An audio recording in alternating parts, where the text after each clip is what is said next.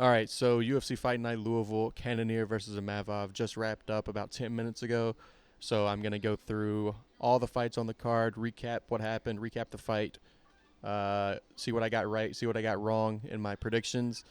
First fight on the card that I covered was Taylor Lapilus versus Cody Stamann. I said Taylor Lapilus would win by unanimous decision. He won by unanimous decision. Got that one right. I thought this one was a no-brainer. Taylor Lapilus is just a better striker. I said he would pick apart Cody Stamann on the feet, just too long, too rangy. I said Cody Stamann would have trouble getting past the reach of Taylor Lapilus, and that's pretty much what happened. Taylor Lapilus was picking him apart at range, really good body kicks, really good leg kicks. And then later in the fight, I think towards the end of the first round, he really started finding the timing on his knees, and he was landing some brutal knees on Cody Stamann. And Cody Stamann just couldn't find. He was having a little success when he would blitz in and throw wild overhands. That was pretty much what he had to do to win this fight. He had to just blitz in, find an overhand, or get his wrestling going, which I didn't think he would successfully. I didn't think he'd be able to hold down Lapilus if he got there, and we'll talk about that in a minute. But yeah, even when Cody Stamann did get on the inside, Lapilus was doing a really good job of just moving, circling, and making Cody Stamann miss. Stamann would blitz in. He'd find his way in range. Lapilus would just move to the side and counter him, hit it with a nice counter. So when Stamann was blitzing in, Lapilus was still getting the better of the exchanges. He was getting the better of the exchanges in the clinch, landing really good elbows. He had a lot of good elbows in the clinch. Second round was pretty much the same as the first round. Lapilus was just picking him apart, jabs, body kicks, more knees than the first round. Stamann just didn't really have anything for Lapilus. And then the third round, Cody Stamann, he's able to get Lapilus to the ground, picks him up, slams him to the ground, and he right into side control, and then he eventually moves into the crucifix, and they're kind of next to the cage, and it looks like Lapilus is going to be in trouble. There's like 3 minutes left in the round. Stamann's got a lot of time to work. He's a really good wrestler, good collegiate wrestling background. This is where he wants to fight. But Lapilus, he just cheats. He sticks his feet in the cage and is able to get leverage and get out of the position and get back to his feet. Just refs don't do anything about it. They'll let you cheat. I mean, like, it's insane. Stamann has a very advantageous position for himself, and Lapilus clearly cheats to get out of it. I don't understand why they're not giving the position back, not even a warning, nothing. I mean, he's like, hey, get your feet out of the cage, get your toes out of the cage, but he didn't. He's put his toes in the cage and got out of the crucifix and got back to his feet. Nothing was done about it. You gave a warning, but then when he went and cheated to get out of the position, didn't even stop the fight, didn't even take the point, didn't even reset the position, get him back in the crucifix because he cheated. He broke the rules to get out of the position. It's whatever. That's just how the sport is. You're allowed to cheat in fights most of the time. Like, nothing's really going to be done unless you continue to cheat over and over again. It's very rare that they're going to just reset the position or take a position away or anything like that. So just cheat and it'll all work out. I'm not mad because I picked Lapilus and Lapilus was clearly winning the fight, so it's whatever. But just annoying to see. Yeah, Lapilus won that one, 30-27, pretty much exactly how I thought it would go. Let's move on. Next fight was Daniel Marcos versus John Castaneda. I picked John Castaneda to win by decision, and Daniel Marcos won by decision. Daniel Marcos is 16-0. He's the most fraudulent 16-0 you'll ever see. I'm telling you right now. This guy gets into the rankings. He's not beating anyone inside the top 15. Not a chance. He's not good at all. I don't know how he's 16-0. First thing I noticed immediately, Daniel Marcos looked huge. He looked huge. Like, it says Marcos is 5'7" and Castaneda's 5'6". There's no way there was 1 inch between them. And then Marcos, he's just thick. Pause. Like, he's just built. He's really dense. He looks like a huge bantamweight. Even though it says he's 5'7", he looked huge compared to Castaneda. Castaneda looked like a baby out there. At the end of the third round, there was an exchange where Castaneda landed a huge shot, and then Marcos landed a huge shot, and Marcos actually dropped Castaneda with his shot, and Castaneda did not drop Marcos. It looked like it barely affected him. Just a big power difference. Castaneda got him down, but he couldn't hold him down because Marcos is just ginormous, apparently. He looked huge, like He looked ginormous. I don't know what else to say. He looked massive compared to Castaneda. But at the end of the third round, going into the third round, Marcos was clearly slowing down. He was clearly gassed by the end of round 2. This guy has no cardio. He's getting exposed when he gets in the top 15. Anyway, at the end of the third round, Castaneda landed a head kick and wobbled Marcos bad. But he's following him around the cage. Like, cut him off. Where are the angles? You're just chasing him around. Marcos is just running away, and Castaneda is just chasing him. You have to cut him off, man. You can't just chase him around. Cut him off. Put him against the cage. You can't just let him circle away from you. You can't just walk him down. You have to cut him off. I don't know what he's doing. He threw away any chance he had to win that fight. Just running after him, not cutting him off, just letting him get away. Very bad fight IQ from Castaneda. Marcos gets it done by decision. Again, he's an absolute fraud, bum, terrible. Most fraudulent 16-0 you will ever see. This guy is awful. I don't know who he fights next, but I'll probably pick against him because he's terrible. Next fight was Brad Katona versus Jesse Butler. I picked Brad Katona by decision. He got it done by decision. I told you, Jesse Butler, a lot of people were talking about how he's massive. He has a huge reach advantage. I told you, at some point, it does not matter how much bigger you are, how much longer you are than your opponent. Your physical advantages can only take you so far. Jesse Butler is garbage. He should not be in the UFC. If you pick Jesse Butler to win this fight, you're a moron. Stop watching the sport. With all due respect, Jesse Butler is terrible everywhere the fight goes. First 2 rounds, he got ragdolled by Brad Katona. Second round was a 10-8. He got cut open bad, almost finished with ground and pound. And in the third round, they stood up for a majority of the round, over half the round, where Jesse Butler is supposed to use his reach advantage and outstrike Brad Katona. But I told you, he's just awkward. He looks like he's scared to fight. He doesn't know how to throw punches. Like, when you look at Jesse Butler, he looks scared. Some people just aren't built to fight. Jesse Butler's one of those people. He's just terrible. Brad Katona is also garbage. So it speaks volumes that Brad Katona is a minus 650 favorite against this guy because Brad Katona also sucks. Jesse Butler, cut him from the UFC. Absolute garbage. Next fight was Carlos Prates versus Charles Radtke. I picked Carlos Prates by round 2 KO. He got it done by round 1 KO. In the last 10 seconds of the round, he lands a knee right to the liver of Charles Radtke. Immediately shuts down, crumples to the ground, walk-off KO by knee to the liver. Incredible knee, incredible performance from Carlos Prates. He was piecing up Radtke on the feet. I was never high on Radtke to begin with. He looked terrible against Blood Diamond, and Blood Diamond's awful at fighting. And again, a guy like Carlos Prates, he's got that weird alien-like build, kind of like Sean Woodson. Really long legs, tiny upper body. Just tricky to deal with on the feet, and I knew that caused problems for Radtke. But, man, I didn't think it'd go like that. I didn't think it'd be a knee to the liver. Just insane. With 10 seconds left in the round, just beautiful shot. Knee to the liver, crumples down, walk-off KO. Beautiful performance from Carlos Prates. He could be a problem at welterweight, I'm telling you. He's got such an awkward build, really good striking. He can cause a lot of trouble for a lot of these welterweights. Charles Radtke was cursed. He was never going to win this fight. It was Pride Month. Karma's catching up to him after all the stuff he said, after the infamous F-bomb incident. Pride Month Radtke. He was doomed for failure. Next fight was Ludovit Klein versus Thiago Moises. I picked Ludovit Klein to win by decision, and he got it done by decision. I know a lot of people were picking Thiago Moises in this. It's just Thiago Moises has always struggled against guys who can put pressure on him and are dangerous on the feet, dangerous strikers who can walk him down and put pressure on him. And that's exactly what Ludovit Klein is. Man, he looked really good in this fight. Super quick, super good kick, super quick left high kick as always. That's always been one of his best kicks.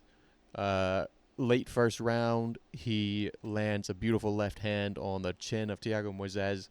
And it's kind of like a delayed knockdown. Like, he looks fine at first, and then he starts stumbling backwards, falls to the ground. Ludovit Klein follows up, can't get the finish. Round 2, more of the same. Ludovit Klein, no knockdown, but Ludovit Klein's clearly getting the better on the feet, outstriking Thiago Moises, landing the better strikes. Good kicks to the body. Then round 3, Ludovit Klein, again, more of the same. Just outstriking Thiago Moises, landing the better shots, good kicks.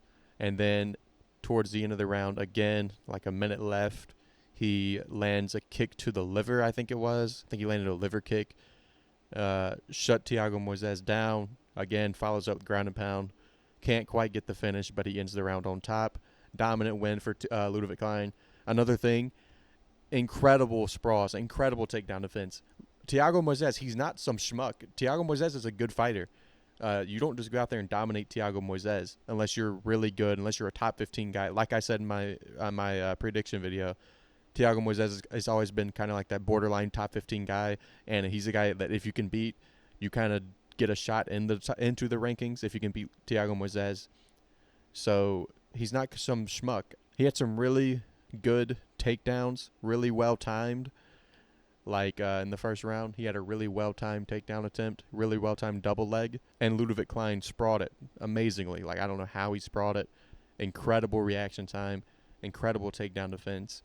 I'm telling you, this guy beats Benoit Saint-Denis. I'm telling you, he would destroy Benoit Saint-Denis. I'm telling you right now, 100%, not a doubt in my mind. If they ever fight, I'm picking Ludovit Klein to destroy him. But I like to see Ludovit Klein in the rankings. I wouldn't mind a guy like RDA, like Bobby Green, Jalen Turner, one of these guys just inside the top 15. I think that'd be a really fun fight. Benoit Saint-Denis, I mean, his best win is Matt Frivola. Maybe we, let him beat someone inside the rankings before we push him up and give him these fights. He fought Dustin Poirier, and they're talking about fighting Rafael Fiziev. Why? He has no ranked wins. Let Ludovit Klein fight him, and he would smoke him, I'm telling you. But yeah, give him a fight in the rankings. I think that'd be fun. Let's move on. Next fight was Punahele Soriano versus Miguel Baeza.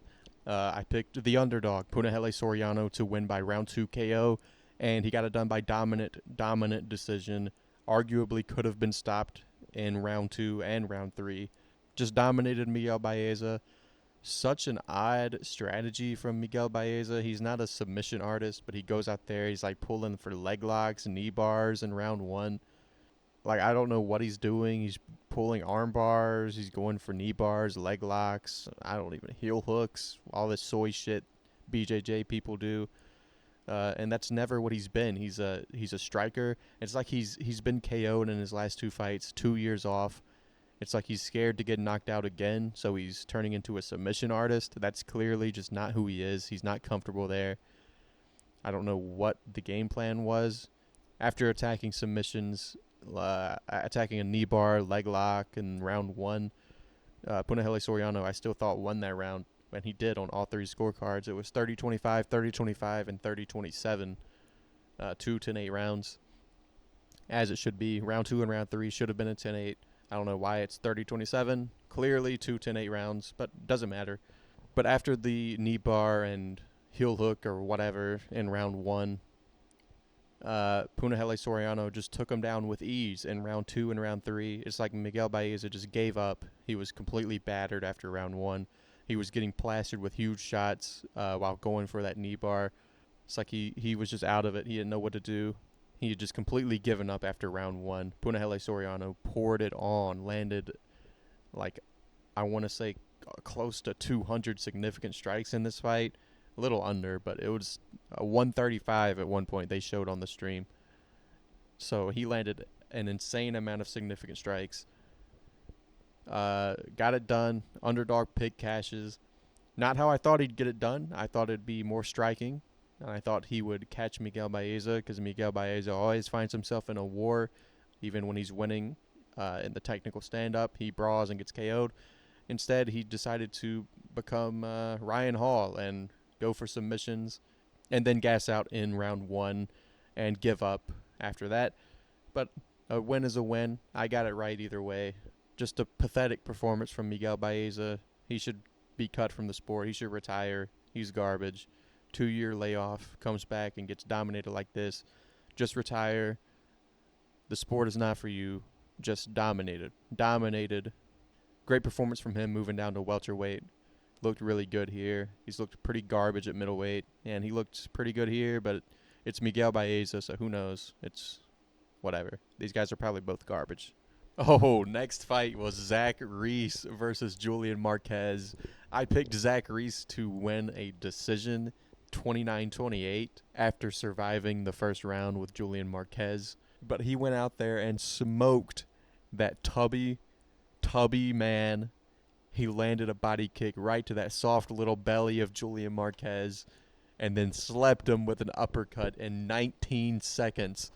Out cold Julian Marquez, slumped. Man, it's insane to me that he closed as a minus 140. That's back-to-back underdog picks. Man, Zach Reese, he's a powerful, quick, fast twitch guy, dude. He is so quick. That uppercut was insane. The kick before that also pretty quick. Right to that soft little tubby body of Julian Marquez. Man, I never really favored him in this fight.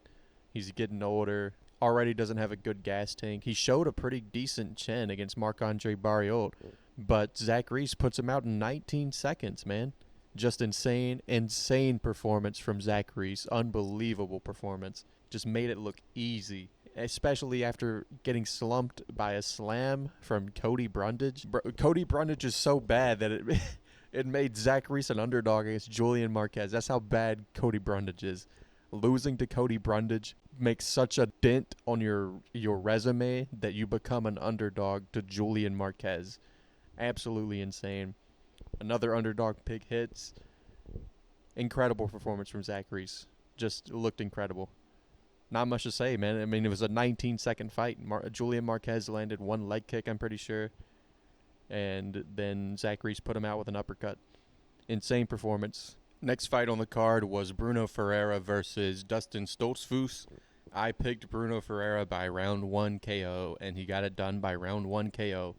With a spinning back elbow, sits Dustin Stoltzfus down. He was rocked. He was rocked before that. Another elbow before that rocked him.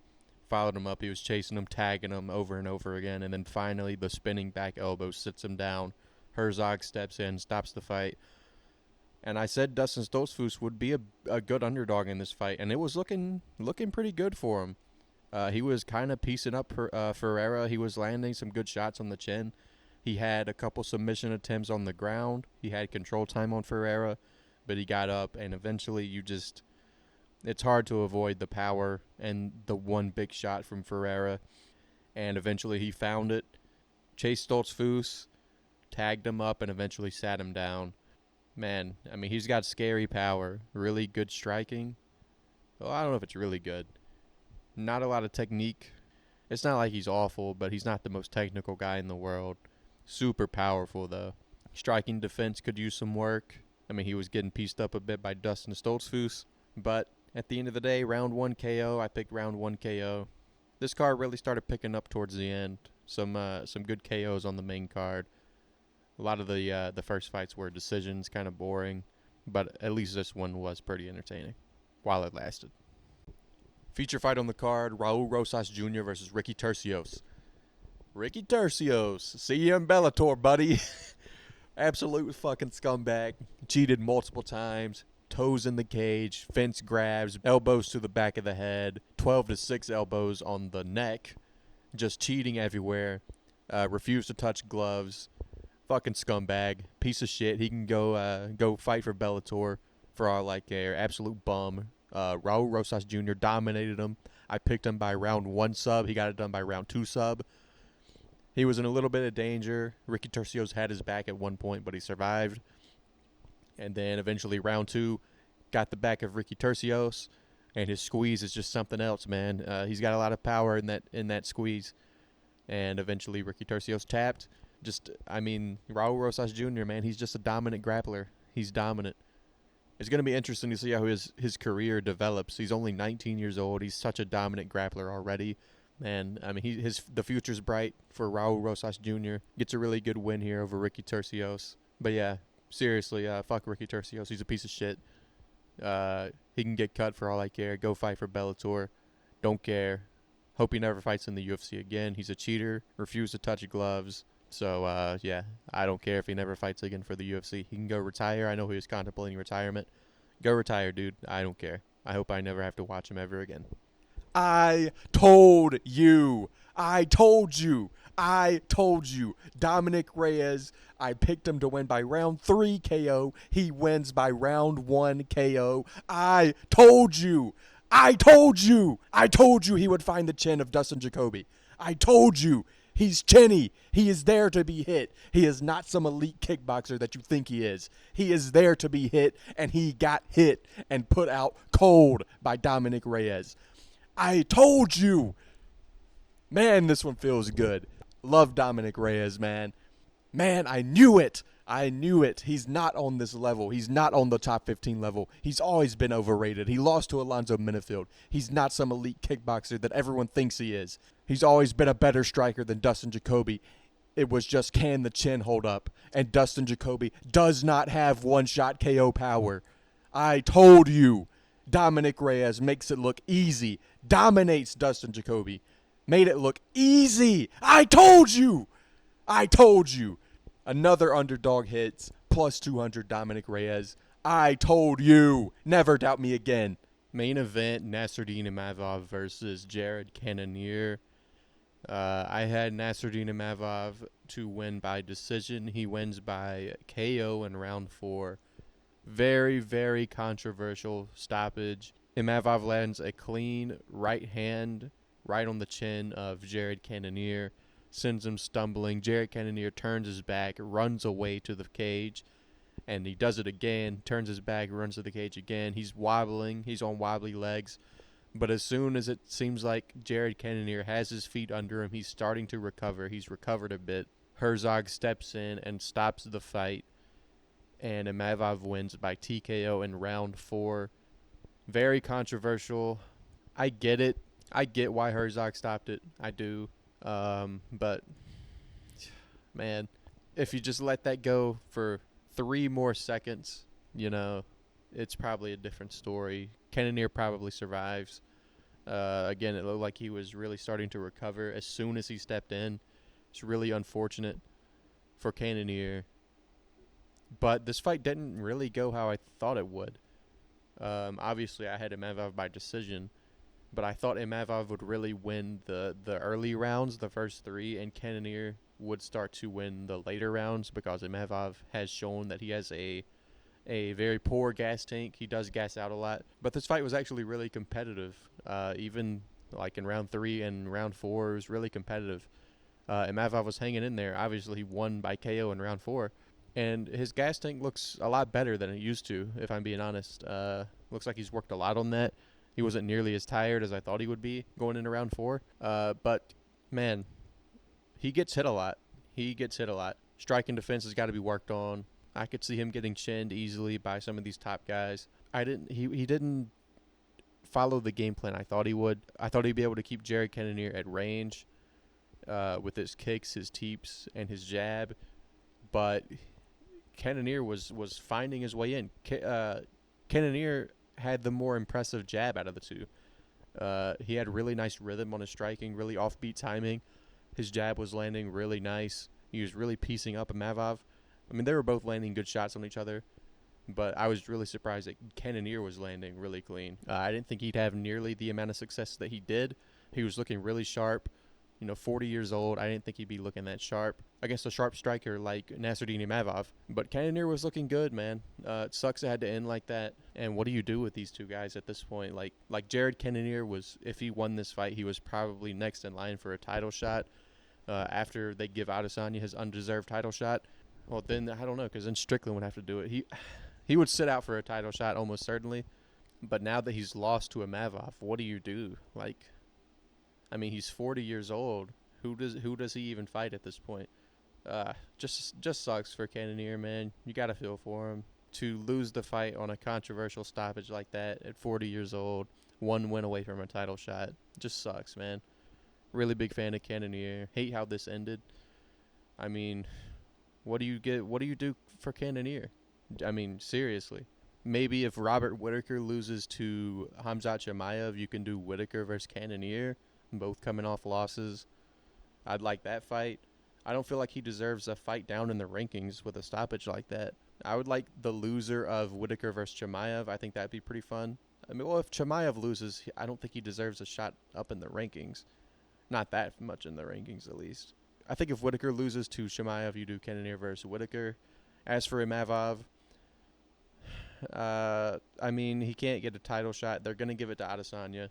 And then the winner of that is going to fight Sean Strickland.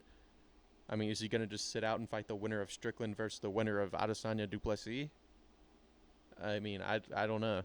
I feel like in the meantime, you give Imavov the winner of Whitaker Chimaev. I think that would be fun. I mean, middleweight, there's a big log jam in middleweight with all the title shots. It's all Adesanya's fault. He doesn't deserve a title shot. They're going to give him a title shot anyway. And then Sean Strickland 100% deserves a title shot. So you've already got one guy waiting. Like, is Imavov really going to wait for 2 title fights and then fight? I don't know, dude. It's a mess. I'd give him the winner of Whitaker Chimaev and give the loser of Whitaker Chimaev to Cannonier. I guess that makes sense. I don't know. But yeah, that was UFC Fight Night Louisville, Cannonier versus Imavov. I did pretty good on this card. I went 10-1 on picks overall. My locks were 2-0. So that moves me to 109-56 on the year, 122-61 all time, and 28-8 on locks. Pretty decent card, honestly. The main card had a lot of finishes. I think the main card was all finishes, actually. Prelims were pretty much all decisions, and the main card was all finishes. Can't complain too much. Went 10-1 on picks. Pretty good. Really happy for Dominick Reyes. Called it. I fucking told you. Never doubt me again. But I'll be back next week for, what's that fight night next week? Oh, yes. Tetsuro Taira versus Alex Perez main event. I'll give my picks for that probably Monday or so. But yeah, I'll be back next week for UFC Fight Night. Perez versus Tetsuro Taira. That'll be a good one. Pretty decent card. Ikram Aliskrar's fighting another bum. Josh Quinlan's fighting Adam Fugit. Or Adam, I'm going to call him Adam Fugit. I know it's pronounced Fugit, but whatever. Asu Almabayev's on the card. Miles Johns, Lucas Almeida, Nate Maness, Brady Heistan, Garrett Armfield. That's an interesting one. Josh Van, Takir Ulanbekov. That's going to be really fun. That's the second fight on the prelims. Wow. That's probably the fight I'm looking forward to the most on that fight, honestly. But yeah, be back next week. The picks will be out Monday. Never doubt me again.